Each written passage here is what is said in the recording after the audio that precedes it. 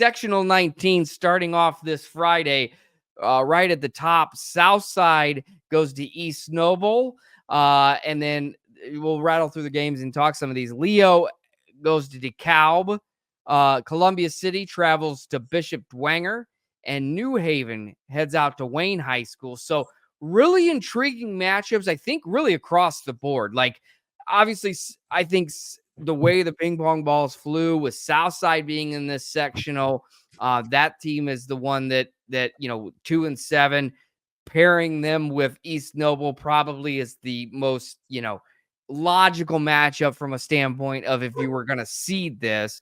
But Leo DeKalb, but those two teams played a week ago on Friday to close the regular season at Leo. And I see it's something like Columbia City Dwenger, and I'm like, okay, we're starting with a bang when you see these two teams play each other. And then a New Haven Wayne game where New Haven's had a struggle of a season, but they can.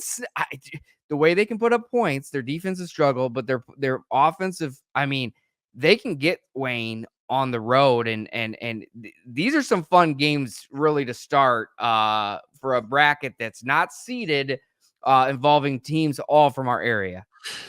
Yeah, when I look at the bracket as is right now, the game that pops to me is Columbia City versus Dwenger. Dwenger has a outstanding defense. I think they have as good a defense as we've seen this year. And they're a team that, Columbia City is going to have to be leery of because of what they've done defensively. And if they ever can catch some breaks on offense, they've got some talented kids on offense. It's just getting the ball to them on a consistent basis. And then the O'Keefe kids, they're fast.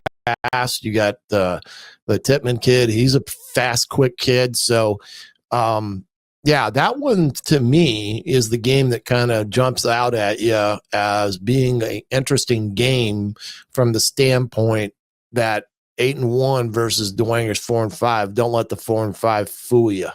Yeah, absolutely. Columbia City, number 3 in Class 4A at 44 points a game. Also, 5th in defense at 12 points allowed. And their margin of victory at 32 is 3rd in Class 4A. So statistically, one of the top teams on both sides of the ball. Dwenger has struggled from the offensive side. Part of it, their schedule, 17 points a game. But like you mentioned, Coach, I mean, the defense, and there again, those games against Brownsburg, those games against Cincinnati, Moeller, Carroll, Snyder, even that Lures game in there, those were in Homestead as well. Those are big games for Carroll and for Dwenger in the sense of when you get to this point. And so these two teams, very talented teams. Dwenger's always a juggernaut when it comes this time of year. Columbia City has found that groove, and so one team will win and one team will lose, and we'll see what that happens on Friday night. Well, and the other thing that pops out at you is if East Noble and Leo do advance, you're going to get a rematch at Leo that second week. East Noble versus Leo in a game that was, a back and forth game for the most part. And there's a high probability that may be our week 2 game in that regard. So nothing in stone, of course. Right.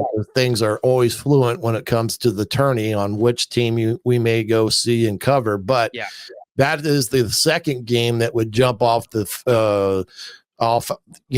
you on this sectional. And if Columbia City does get through, it could be a dandy of a sectional championship game, which I do believe it looks as the way it's drawn there that it may be a Columbia City host potential if they make it through. Yeah. So it's very hard to, and basically the way it works is the team on the bottom host, but on the first round, so you can look at it.